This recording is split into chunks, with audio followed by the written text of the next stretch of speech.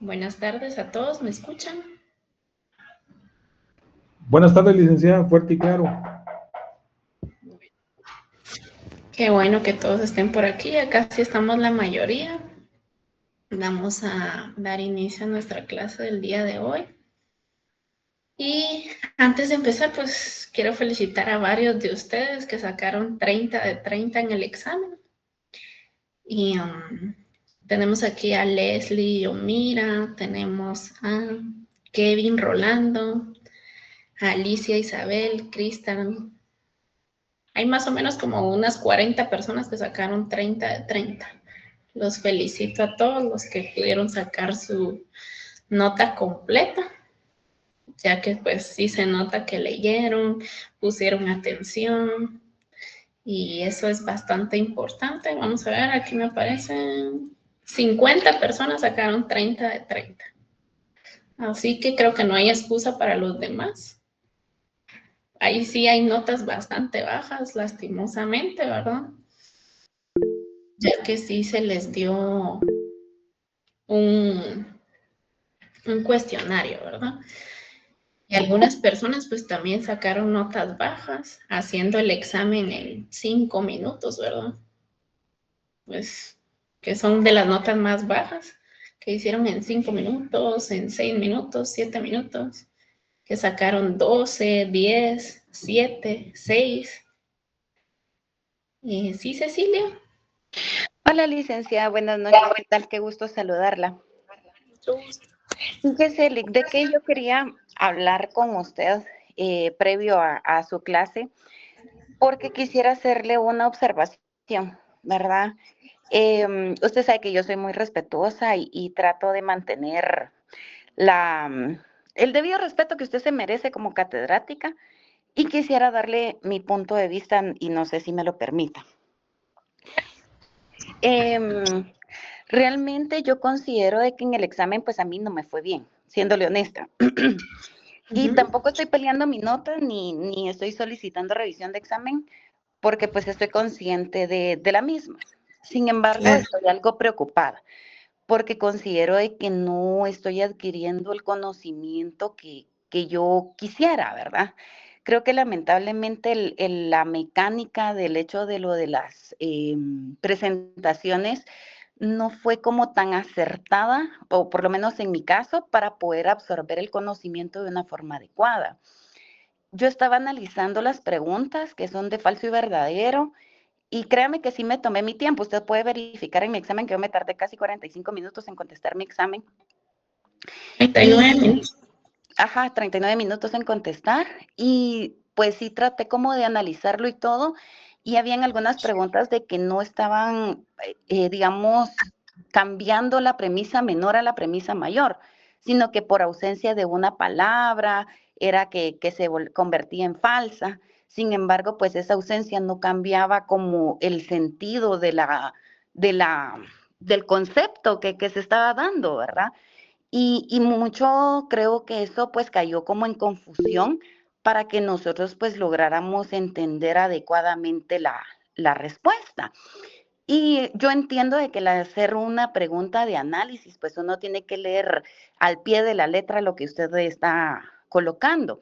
Sin embargo, pues esta falta de esa palabra, por ejemplo, en el tema de la pregunta de internacional, ¿verdad? Que al no tener la palabra internacional no modificaba el sentido de la oración, pero ese no es el punto. A lo que iba con esto es de que yo no soy memorística, ¿verdad? Yo trato como de analizar, de pensar, y sé que muchas personas en la virtualidad pues tienden a usar pues apuntes, inteligencia artificial, libros, ¿verdad? O sea, porque eso pues no es algo que no ocurra.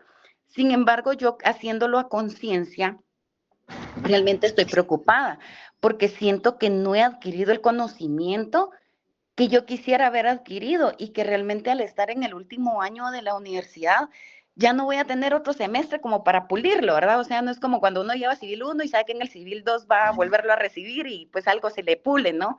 Entonces, si usted pudiera ser tan amable de podernos brindar un libro para poder usar de base, porque por ejemplo en mi caso yo compré el de Ochaíta y yo estudié sobre el de Ochaíta y caso de éxito fue el primer parcial, que saqué 28 puntos, porque pues yo de ahí estudié. Y lo volví a hacer ahorita en el segundo parcial, pero no estaba literalmente como usted lo colocó. Y por ahí creo que fue donde yo me perdí, ¿verdad? Entonces, yo de la manera más atenta, pues le quería pedir de que nos pudiera, ya sea compartir un libro y que en base a ese libro, pues nos podamos unificar el conocimiento o algún folleto o algún método como más estático para que nosotros podamos concretar esa información.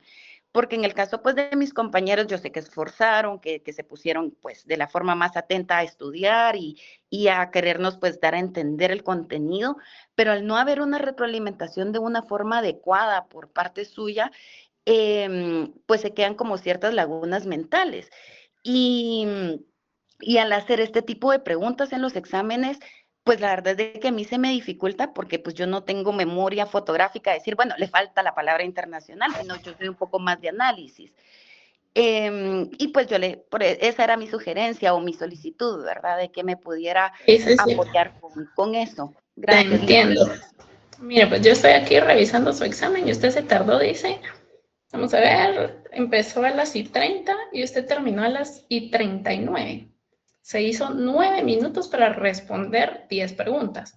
Eso quiere decir que respondió en menos de un minuto las preguntas. Entonces creo que tampoco hay un análisis, ¿verdad? En menos de un minuto uno no puede analizar una pregunta como tal. Aquí tengo yo su examen, o sea, y puedo ver Fíjese el que horario que usted lo hizo.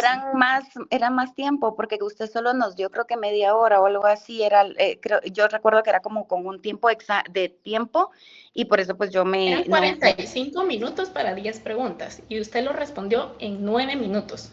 no, en El 20 sistema tendría no que falla, ser. no, aquí está, el sistema no falla y lo respondió en 9 minutos. Quiere decir que usted ni siquiera se tomó el tiempo de un minuto para leer la pregunta, ¿sí? Fíjese, Y licenciada, de que otra no es cosa, tanto lo ahí del tiempo. necesito que estoy hablando. Otra cosa, usted me dice que leyó el libro de Ochaíta. Pues del libro de Ochaíta se sacaron las preguntas y esas preguntas yo las di en clase y el primer parcial no fue del libro de Ochaíta, sino que sí fue de lo que vimos en clase, tanto las definiciones, tanto lo que vi en las presentaciones, como las características, los elementos, eso estaba en clase, ni siquiera estaba en el libro de Ochaíta, para que usted me diga que estaba en eso. Entonces creo que sí está un poquito equivocada o errada en su, porque aquí dice 9 minutos, ¿va? En su examen. Entonces yo creo Licenciada, que yo también hay entiendo que... perfectamente eso. Como le digo, yo no estoy en contra ni estoy peleando mi nota, ni le estoy diciendo de que ninguna situación de lo del examen. A lo que voy con esto es de que yo lo que quisiera es de que organizáramos la información, ¿verdad?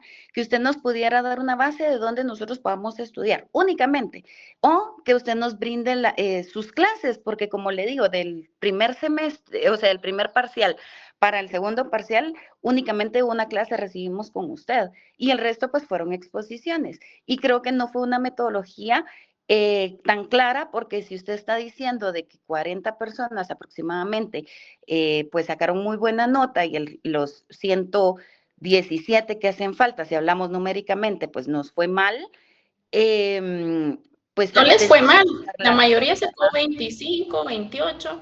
Usted está entre las bajas, sí, pero bueno, 18 sacó usted y hay varios de 18, de ahí todos son 25, 28, 26, 30. Hay notas y de 10, pero son mínimas, no es todo el grupo, o sea, son mínimas. La media está entre 26 puntos. Sí, pero si nos pudiera apoyar con un cambio de metodología, pues yo se lo voy Sí, a yo me agradecer. recuerdo que el primer día de clases usted llegó con Steven, si no estoy mal, llegó con otra persona, como 3 personas, y ustedes me preguntaron qué libro podían comprar y yo les dije que el de Ochaíta. Entonces, creo que eso ya lo habíamos hablado, ¿verdad? Pero definitivamente yo no está entre mis manos las políticas de la universidad. Sí, o sea, yo quiero aclararles que el calendario de clases no está dentro de mis manos. Hemos tenido demasiadas actividades, por lo cual definitivamente no han habido todas las clases, ¿verdad? Y no hemos abarcado todos los temas. Sin embargo, se les trató de apoyar con las exposiciones para que ustedes tuvieran 10 puntos de eso, ¿verdad? Pero si ustedes no quisieran los 10 puntos, pues con mucho gusto, solo empezamos a dar clases y sobre las clases empezamos a examinar, ya que eso fue un apoyo, ¿verdad, Cecilia? Yo entiendo eso, licenciada, pero hay otros métodos de evaluación que no necesariamente que tenga que ser una exposición, como lo hemos hecho con otros docentes. O sea, yo considero que si esa fórmula no está funcionando es por algo.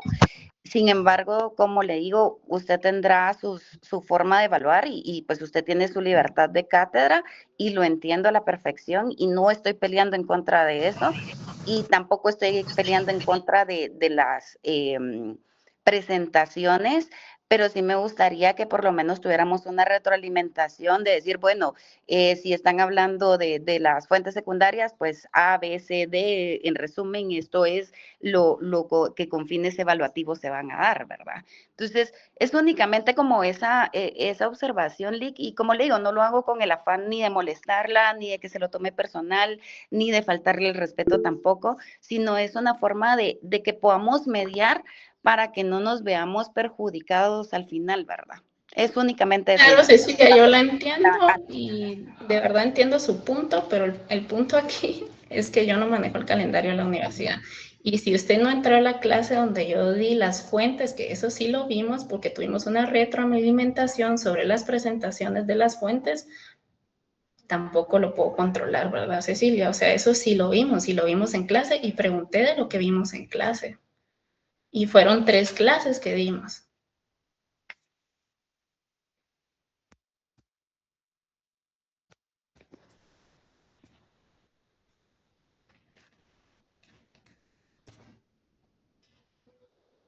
¿Algo más, Cecilia, para finalizar? No sé si quedamos claros. Sí, Lick, únicamente era eso, como le digo, era únicamente una sugerencia, ¿verdad? Y una forma en la que pues yo me sentía y necesitaba pues expresárselo, únicamente.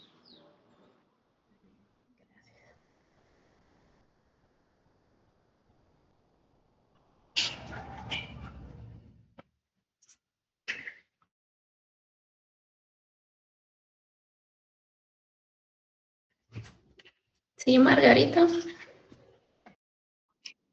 Licenciada, solo era una duda, perdone. En el momento de que uno le daba ver calificación, ¿ese es el punteo que uno tiene? ¿O estaba ahí solo nada más puesto al azar? Me imagino que el Forbes de una vez les califica, Margarita. Ajá, entonces esa es la calificación. Así es, esa es la calificación que se le presenta. Gracias, licenciada, esa era la duda.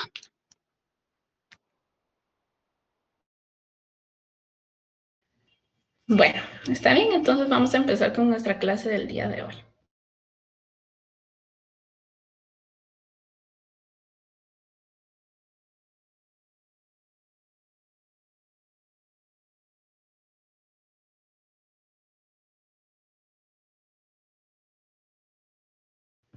No sé si me logran escuchar.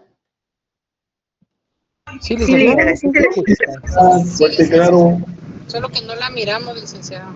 ¿Apagó su cámara? Vamos a ver.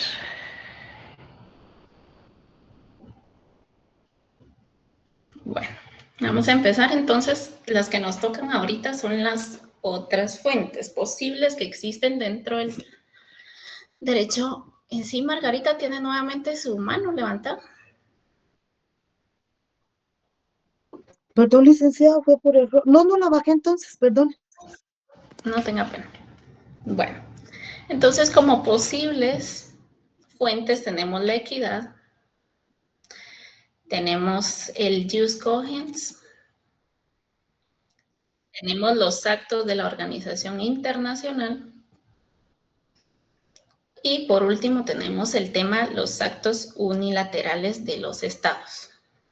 Bueno, entonces vamos a hablar un poquito de la equidad. ¿A qué nos referimos con equidad?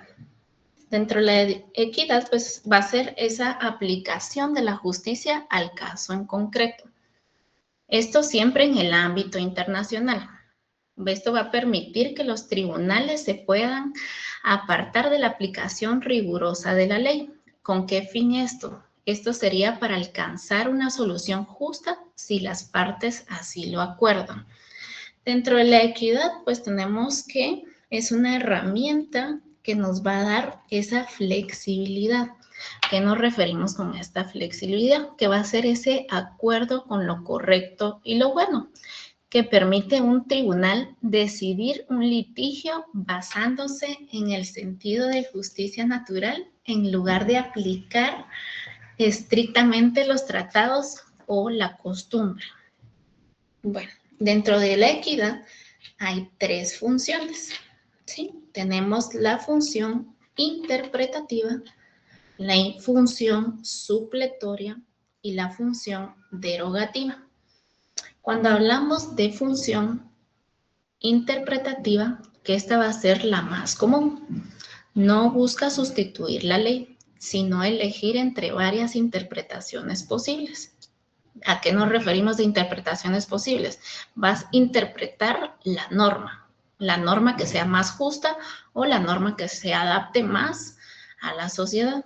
Esta siendo una herramienta de interpretación que integra el derecho positivo. Tenemos también, pues, nos referimos a la equidad de manera supletoria. Esta se va a utilizar para llenar las lagunas en el derecho, cuando no existe una norma clara que regule un caso. El juez recurre a la equidad para ofrecer una solución lógica que evite la denegación de justicia. Como tercer punto tenemos la derogativa.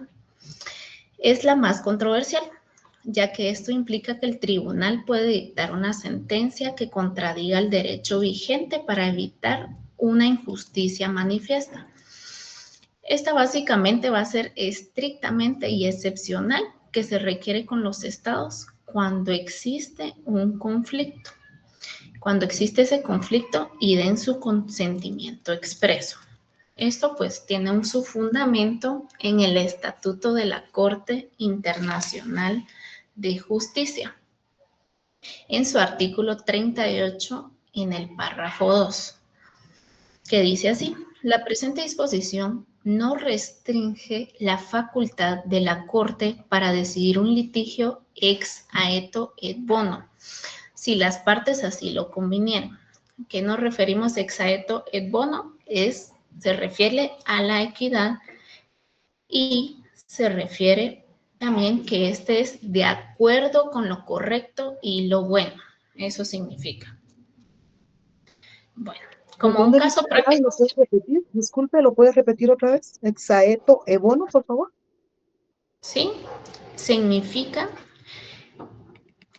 esto significa de acuerdo con lo correcto y lo bueno. Ex aequo quo et bono. Seguimos. Entonces, como un caso práctico podríamos decir la delimitación de fronteras marítimas. En un caso podríamos hablar del caso de Plataforma Continental del Mar del Norte, que esto fue en 1969. Estos principios equitativos teniendo en cuenta que la configuración de las costas para que cada estado recibiera una parte proporcional.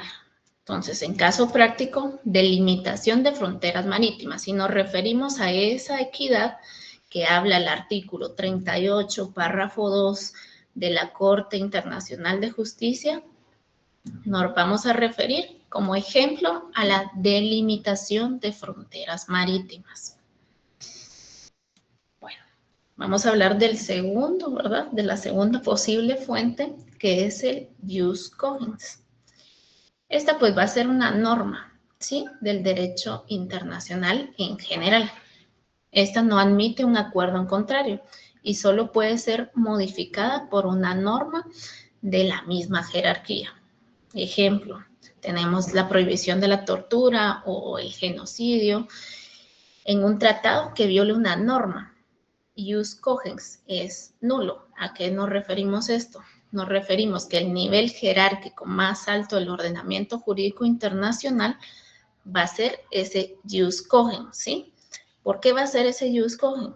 Porque este va a venir y no va a permitir que se puedan modificar mediante tratados esos derechos que nos asisten como sociedad. O sea, no va a permitir esa violación de esos derechos, de esa norma. Bueno, así como uno, tenemos también que se considera que deben cumplir 2 requisitos. ¿Cuáles van a ser los requisitos que debe cumplir? Uno, ser una norma de derecho internacional general. 2, ser reconocida por la comunidad internacional de estados en su conjunto como una norma que no admite exclusión ni modificación. De las características que podemos hablar del jus cogens fundamentales tenemos que tiene una jerarquía superior. ¿A qué nos referimos con esto? Que va a prevalecer sobre cualquier tratado, costumbre o acto unilateral. Esto pues, va a aparecer como una norma nueva. Que pues, si se contradice, se convierte en nulo y termina. Como segunda característica fundamental, tenemos la naturaleza erga omnes, que esta es la que genera esa obligación hacia toda la comunidad internacional. Hacia toda la comunidad internacional nos referimos a cualquier estado, aunque no estén directamente afectados, pero siempre y cuando tengan un interés jurídico, que estas normas se respeten. Como tercer característica fundamental, tenemos la universalidad. Nos referimos a universalidad a esa obligación que tienen todos los estados. O sea, esta universalidad obliga, ¿sí?, a todos los estados, incluso si no lo han ratificado en un tratado específico que lo contenga, ya que estas pues forman parte de un núcleo esencial del orden público internacional. Dentro de estas podríamos decir que hay un listado de catálogos de normas del jus cogens, y no existe pues una lista oficial como tal, ¿verdad? Pero sí en concepto podríamos definir algunas, ¿verdad? Que la jurisprudencia de la Corte Internacional de Justicia y la doctrina, como ya vimos que son las fuentes, ¿verdad?, principales y secundarias, que nos pueden ser como ejemplo la prohibición pues del genocidio, la prohibición de tortura, la prohibición de esclavitud, la prohibición de discriminación racial sistemática, entre otras, ¿verdad? Otra tal vez importante que podríamos dar como ejemplo van a ser pues esas normas básicas de derecho humanitario, que estas que se aplican, ¿verdad?, cuando existió entre los conflictos armados. ¿Y por qué va a ser tan importante la justicia internacional dentro del jus cogens? Y esto sí es bien importante y quiero que sí pongan atención, porque el jus cogens actúa como un límite a la soberanía estatal. ¿Sí? Por ejemplo, pues cuando un tratado venía y quería pues repartirse esclavos, entonces estos acogían pues esta aparición del jus cogens, que era esa voluntad de los esclavos que tienen como freno el ético y jurídico y no pueden pactar nada que atente contra los valores supremos de la humanidad. Entre los efectos que podríamos decir cuando se viola pues esta norma, ¿verdad?, podríamos tener como una nulidad absoluta, que la nulidad absoluta nos referimos a todo acto jurídico, ¿verdad?, derivado de una violación, es nula. Tenemos también la responsabilidad penal internacional, que estas normas conllevan la responsabilidad del individuo y esto pues genera un juicio ante la Corte Penal Internacional. Asimismo, pues tenemos también los actos como tercer punto, los actos de las organizaciones internacionales. Como los actos de las organizaciones internacionales, tenemos uno, pues la clasificación, uno de actos de eficacia interna. Esto siempre pues dentro del ámbito del derecho. Y este tiene como objeto organizar el funcionamiento propio de la institución. Son obligatorios para sus órganos y funcionarios. Tal vez un ejemplo que podríamos dar de estos actos de eficacia interna podrían ser los reglamentos de personal, los reglamentos de presupuesto, la creación de órganos subsidiarios o la admisión de nuevos miembros. Como segunda clasificación tenemos actos de eficacia externa. ¿A qué nos referimos con estos actos de eficacia externa? Pues van a ser aquellos destinados a influir en el comportamiento de los Estados miembros, de las organizaciones o de los individuos fuera de la organización. Como por ejemplo podríamos decir que dentro de estos actos de externos tenemos las directivas de la Unión Europea o las resoluciones de la Asamblea General de la Organización de Naciones Unidas. También tenemos otra clasificación acá y son los actos obligatorios. Cuando nos referimos a actos obligatorios, van a ser aquellas decisiones que los estados que son miembros están legalmente obligados a cumplir. Su fundamento reside en el tratado constitutivo de la organización, donde los estados cedieron por parte de su soberanía. Aquí tenemos dos que nos van a definir pues como ejemplos de estos actos obligatorios que son vinculantes. Está el Consejo de Seguridad de la Organización de Naciones Unidas, que esto lo podemos encontrar en el capítulo 7 de la Carta de las Naciones Unidas y en las resoluciones sobre la paz y seguridad internacional, que esta se refiere a que todas las normas son obligatorias para todos los miembros. Ejemplo, sanciones económicas, o también podría ser la autorización del uso de la fuerza. Tenemos como segundo acto los actos no obligatorios. ¿A qué nos referimos? También con su otro nombre, que son los actos que se le denominan soft law. Estos suelen ser o suelen denominarse como recomendaciones o declaraciones. Aunque realmente no son jurídicamente vinculantes, estos pues en el sentido de que en su incumplimiento no genera una sanción inmediata, tienen un peso político y moral. Estas recomendaciones pues tienen un efecto y se le denomina el efecto catalizador. Se le denomina el efecto catalizador porque terminan convirtiéndose en costumbre internacional.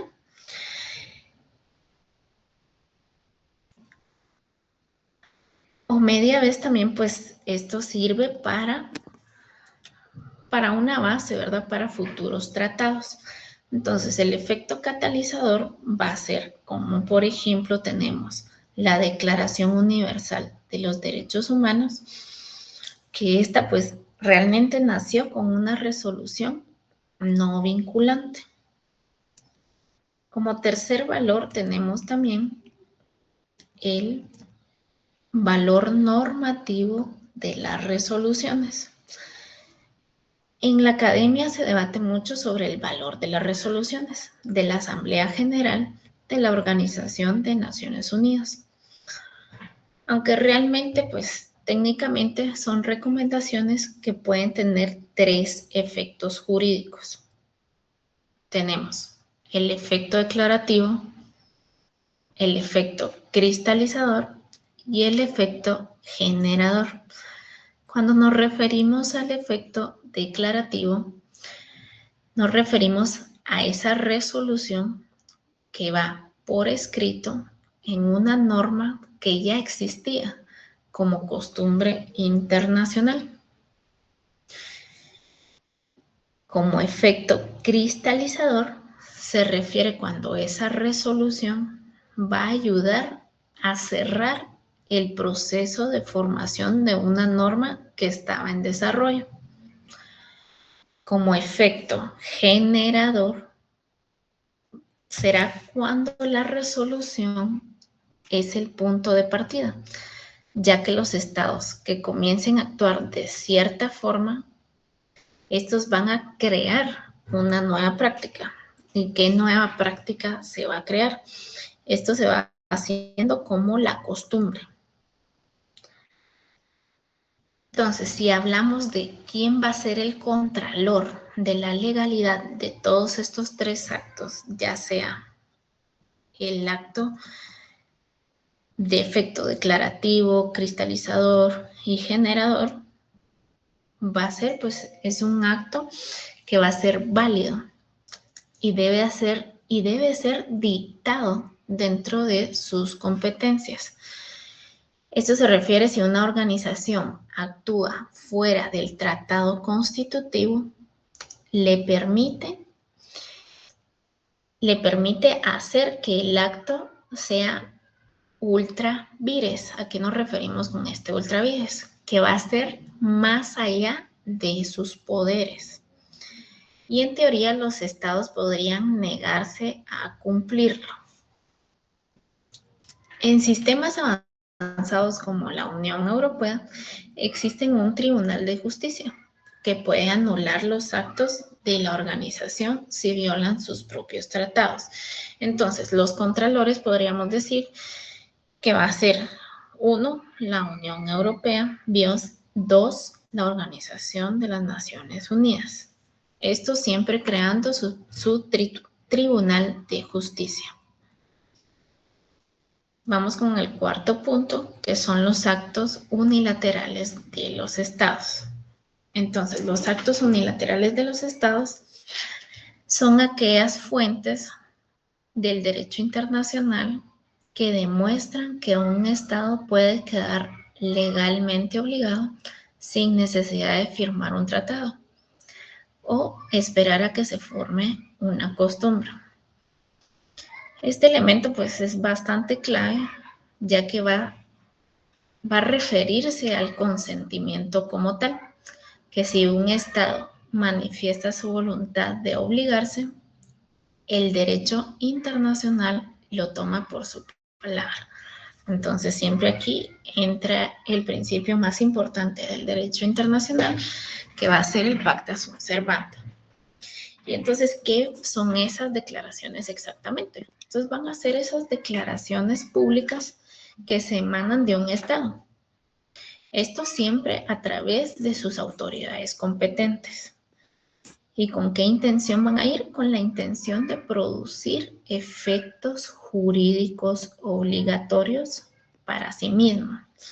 Es decir, que si se rectifica o se quiere hacer un tratado, siempre tiene que producir esos efectos jurídicos obligatorios, sin que sea necesaria la aceptación en otros estados.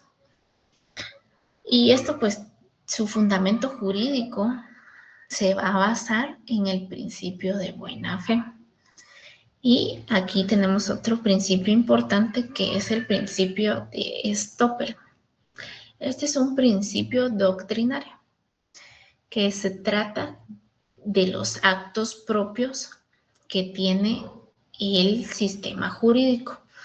Dentro de los actos propios podríamos decir que un Estado no puede decir algo públicamente sin generar confianza en otros y luego actuar en forma contraria sin enfrentar consecuencias legales. Para los requisitos de validez que nosotros tenemos dentro de las declaraciones de un acto unilateral vinculante debe cumplirse con ciertos criterios, que estos están establecidos en la Comisión de Derecho Internacional.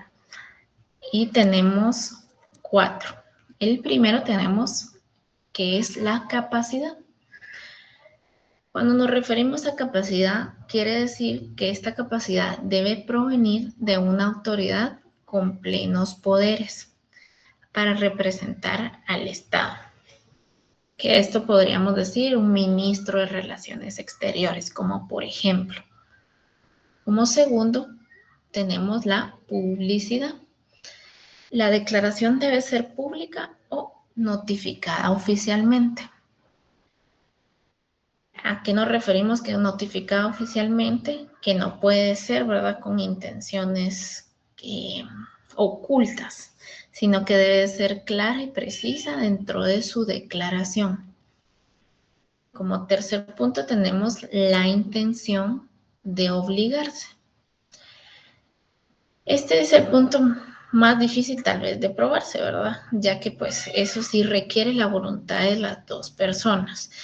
Y debe quedar claro que el Estado que realmente quiso crear una obligación jurídica, no solo una declaración política o de cortesía, sino que quiere decir que sí debe de haber esa voluntad de haber creado, ¿verdad? Para que exista esa obligación jurídica.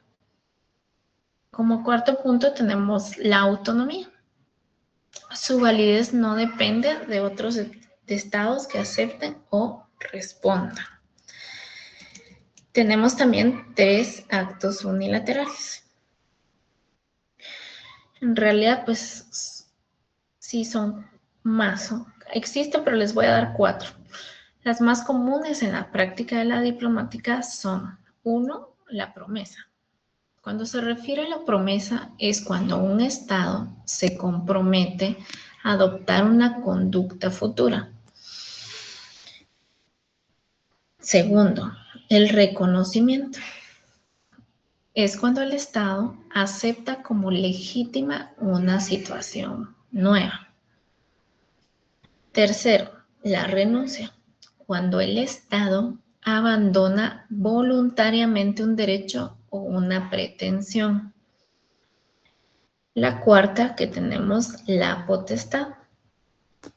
En lo que es lo contrario al reconocimiento. ¿Por qué va a ser el contrario al reconocimiento? Porque el Estado declara que no acepta una situación, evitando así que el silencio se interprete como una aceptación. Y tenemos pues aquí también hay un hecho histórico bastante importante, que eso sucedió en 1974.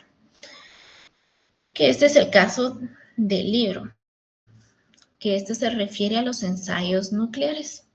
Y esto también hace referencia a que la Corte Internacional de Justicia, esto sucedió en Australia, Nueva Zelanda y Francia.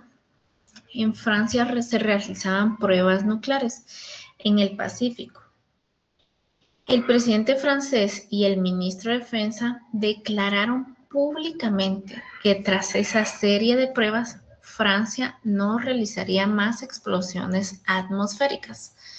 Entonces ahí suceden estos ensayos nucleares que se dieron en 1974, donde la Corte determinó que esas declaraciones públicas eran obligatorias para Francia, incluso sin un tratado, porque el mundo tenía derecho a confiar en la palabra de sus máximas autoridades. Entonces, en este caso, pues, como lo vemos acá, ellos prácticamente, el Estado declara, ¿verdad?, la situación y se dio pues un silencio interpretativo como aceptación de los otros, solo porque la palabra de las máximas autoridades, la Corte había determinado que eran obligatorias. Entonces, en este momento, es la pregunta acá, o sea, ¿podrían? Y entonces un Estado no podía en ese momento retirar un acto unilateral de forma arbitraria. En sencillas palabras podríamos decir que no se podía echar para atrás, ¿verdad? Una vez pues ya las máximas autoridades lo habían decretado ese tratado y confiando en la palabra de ellos, pues ya no se podía volver atrás, ¿verdad?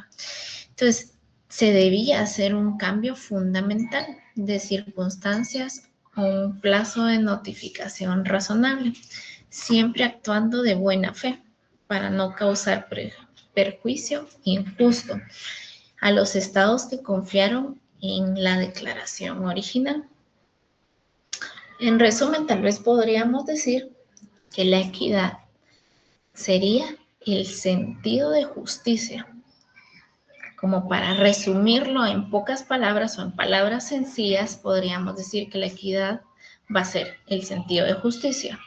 El jus cogens va a ser ese límite moral que nadie puede romper, ¿sí? Como lo habíamos hablado anteriormente, pues va a ser esa delimitación, ¿verdad? Va a ser como ese límite que nos vamos a poner para que no puedan violentarse las normas que están dentro de nuestra sociedad. Las organizaciones internacionales podríamos resumir que va a ser esa ley colectiva de los organismos. Y los actos unilaterales podríamos resumir que va a ser el compromiso voluntario de un solo Estado. Entonces, para resumirlo, entonces tenemos en 4. Vamos, equidad va a ser sentido de justicia. Jus cogens va a ser ese límite moral que no nos va a permitir violentar nuestras normas. Las organizaciones internacionales va a ser la ley colectiva como tal que tienen los organismos. Y los actos unilaterales va a ser ese compromiso voluntario de un solo Estado. Entonces vamos a pasar a nuestro siguiente tema, que van a ser los sujetos de derecho internacional. Entonces, dentro de la clasificación de sujetos de derecho internacional, tenemos 1, los sujetos de derecho. 2, los sujetos ordinarios. 3, los sujetos activos. 4, los sujetos permanentes. 5, los sujetos con plena. 6, los sujetos generales. 7, los sujetos aparentes. Entonces vamos a hablar un poquito de cada sujeto. Dentro de los sujetos de derecho vamos a tener como denominación que van a ser aquellos a quienes el derecho internacional concede ese derecho de acción.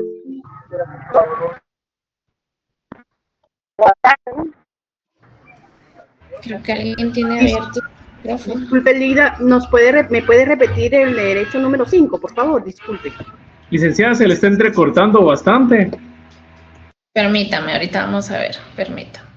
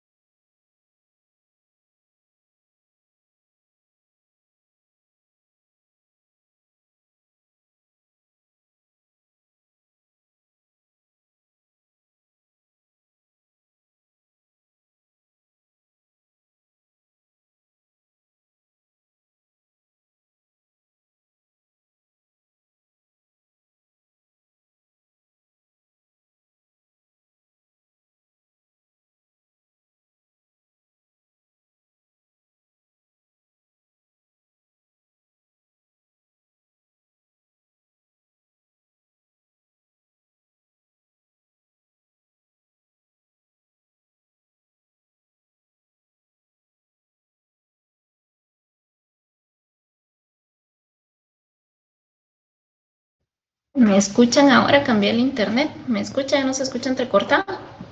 No, se oye claro. Ahorita se le escucha bien. Claro, licenciada. Excelente. Entonces vamos a repetir la clasificación de sujetos y van a ser 1, sujetos de derecho.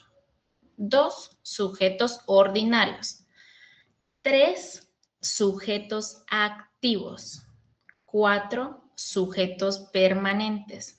5, sujetos con capacidad plena. 6, sujetos generales. Y por último tenemos los sujetos aparentes, número 7. Bueno, vamos a dar una definición cortita y vamos a abordar más adelante una definición un poquito más. Porque hoy tenemos exámenes extemporáneos. Entonces no me quiero tardar tanto para que sus compañeros también logren hacer su examen. Bueno, como sujetos de derecho entonces tenemos que son aquellos a quienes el derecho internacional va a conceder ese derecho de acción, ¿sí? ¿Ante quién va a conceder este derecho de acción? Ante el Tribunal Internacional. Siendo como estos sujetos de derecho van a ser sujetos de deberes y van a